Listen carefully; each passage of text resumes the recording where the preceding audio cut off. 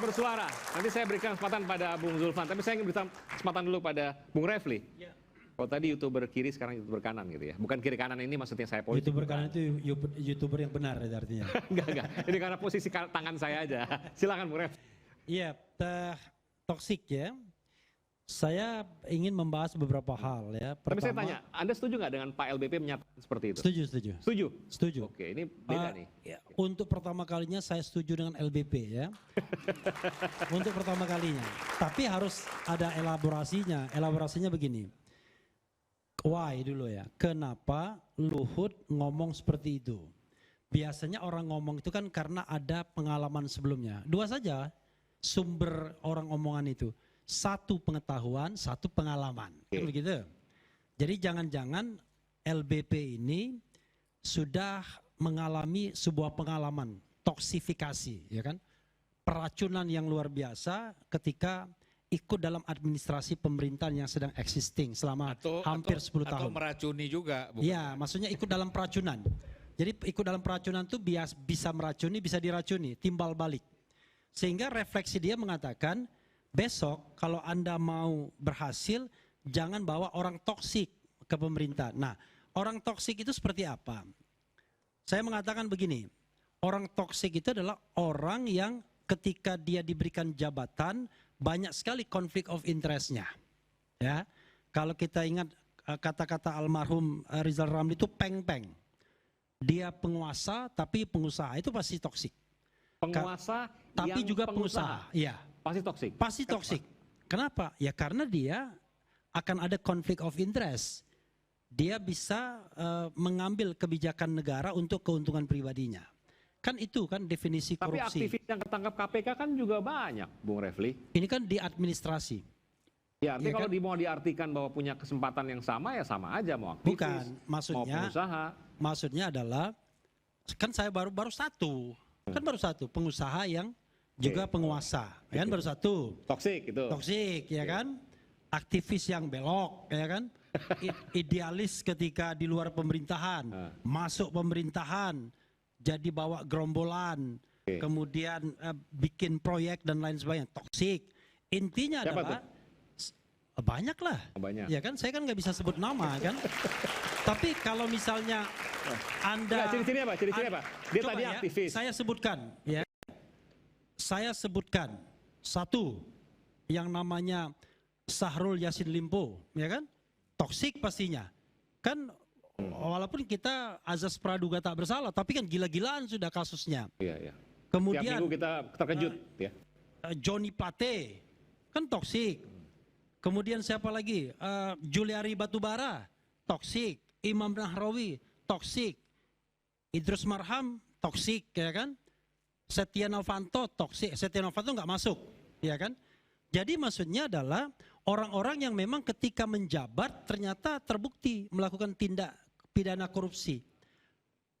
Apapun korupsinya, bahwa itu di pemerintah atau di luar pemerintahan, itu soal lain. Nah, menurut saya persoalan yang paling besar di Republik ini adalah memang orang-orang itu justru direkrut di pemerintahan, termasuk orang yang disandra oleh kasus-kasus hukum. Nggak berani dia melawan. Hei, jangan melawan Anda. Kalau melawan, onin lagi. Periksa dulu, onin lagi, ya kan? Kontrol Anda masih di saya. Maka ketua-ketua umum partai ada juga yang toksik, tapi toksik yang terkendali ini. Toksik yang bisa dikendalikan. Ya kan? Ketika tidak mau dukung si X, periksa dulu oleh kejaksaan, ya kan? Digeledah dulu. Setelah geledah selesai, udah, kemudian ikut. Nah, karena itu menurut saya ini menjadi refleksi bagi Luhut, ya, dugaan saya. Waduh, kalau caranya begini bisa hancur ekonomi kita. You name it. Pemerintahan Presiden Jokowi selama 9 tahun. Kalau kita bicara fundamental ekonomi, ya kan? Utang luar negeri, utang pemerintah 8.000 triliun, utang BUMN 5.000 triliun, kewajiban pemerintah sekian triliun. Maka kata Misbahun, yang namanya kewajiban pemerintah itu 20.000 triliun. Itu setara dengan GDP. Padahal yang sehat 40% saja. Bagaimana kita kalau kita bicara tentang ekonomi yang sehat? Belum lagi orang-orang toksik yang mengambil kebijakan yang menguntungkan dirinya. Sering saya sebut misalnya, Undang-Undang Minerba. Itu kalau tidak orang toksik nggak mungkin itu tega menghasilkan Undang-Undang Minerba nomor 3 tahun 2020 itu. Karena itu merampas kekayaan negara. Yang tadinya konsesi tambang harus dikembalikan ke negara, tiba-tiba dengan toksifikasi itu lanjut 20 tahun. Dan mereka peng-peng semua, pengusaha dan juga penguasa. Saya juga heran, misalnya ada seorang menteri yang seharusnya membela kekayaan negara. Karena dia yang membawahi banyak kekayaan negara. Dan dia juga yang bisa kemudian mengelola tambang tersebut melalui institusi-institusi bisnis negara. Tapi kok dia nggak bela, malah terkesan membiarkan saja. Nah, karena pasti ada konflik of interest. Nah, itu toksik juga. Jadi intinya adalah toksik itu sesungguhnya, paham betul Pak Luhut, orang yang mengambil kesempatan menjadi pejabat publik untuk kepentingan dirinya atau kelompoknya sendiri. Itu toksik. Makanya saya setuju, ya.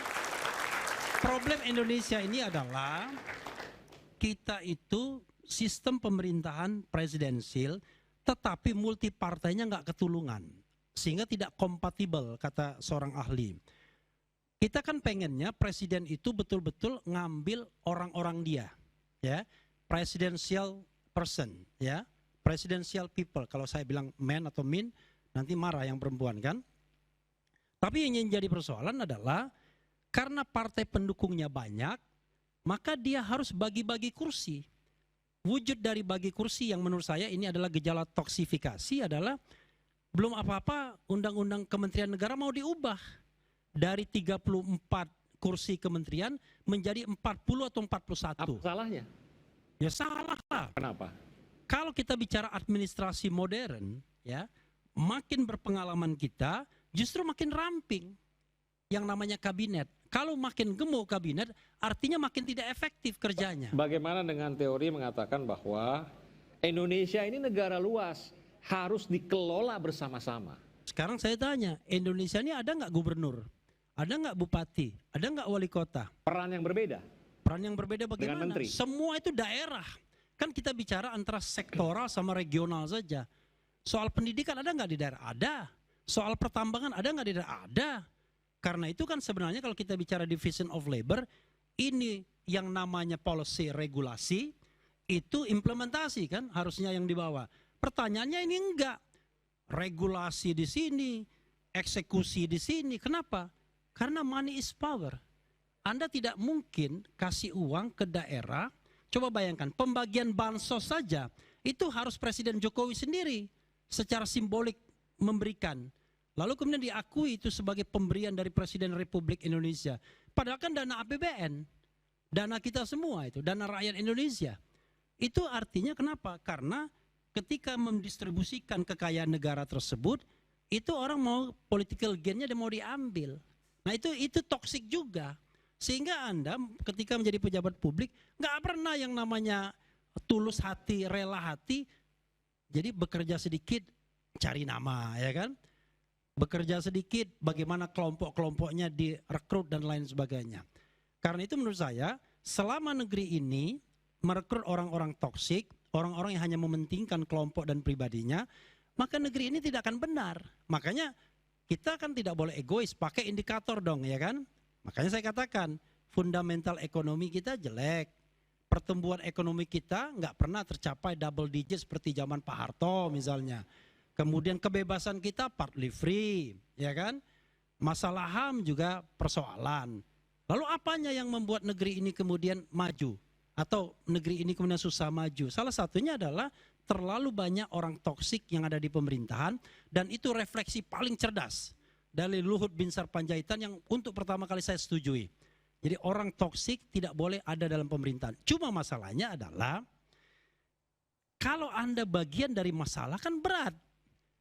Pertanyaan yang paling utama adalah Prabowo dan Gibran toksik atau enggak? Kalau mereka juga toksik, ya berat jadinya. Benar nggak? Misalnya Prabowo memerintah, tiba-tiba dia rekrut saudaranya, bisnisnya, ya kan, nepotismenya muncul, ya di situ ada Hasim Johadikusumo, ada Sudrajat Jiwandono, ada keponakannya dan lain sebagainya. Tiba-tiba mereka yang kemudian diberikan kesempatan, ya toksik lah. Atau misalnya Kaisang melanjutkan kemudian apa yang dilakukan oleh Presiden Jokowi atau Gibran maksud saya, memberikan kesempatan kepada Kaisang, kepada Bobi Nasution dan lain sebagainya, ya toksik lah, ya. Kalau itu free competition, saya nggak ada masalah. Tapi ini kan kita tahu ada threshold, ada partai yang diborong dan lain sebagainya dan lain Partai sebagainya. Diborong. Maksudnya? Kalau dalam pilkada kan kita borong partai politik aja kan tinggal. Oke. Kan dulu di Solo juga Supaya bisa. semua partai politik diborong kan, kecuali PKS dan lawan calon independen yang tidak jelas akarnya dari mana calon independen ini.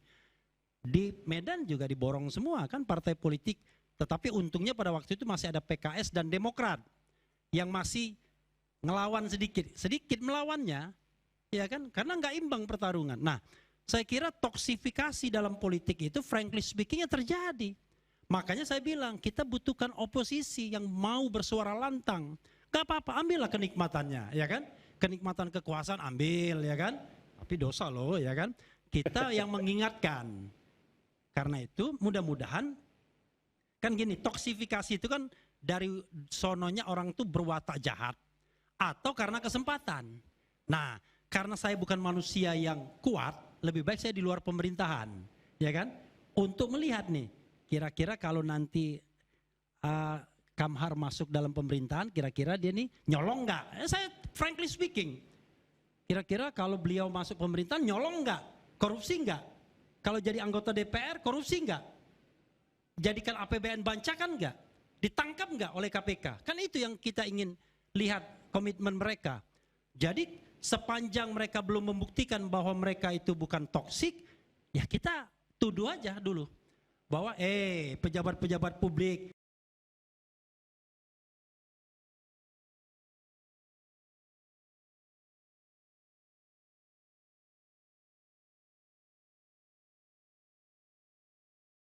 ini ada 3.000 triliun APBN.